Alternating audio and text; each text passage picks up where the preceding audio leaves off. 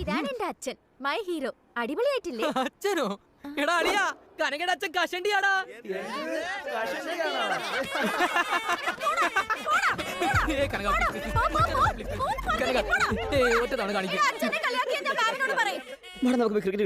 Ground മൊത്തം വെള്ളത്തിലാ. ഇപ്പൊ എവിടെ പോയി കളിക്കാനാ? കനകയുടെ അച്ഛന്റെ തലയില്ലേ?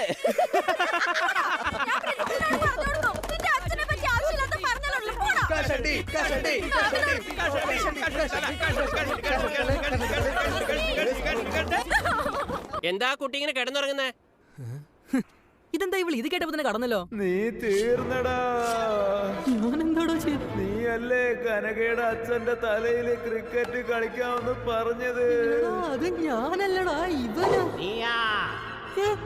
ഞാനല്ല.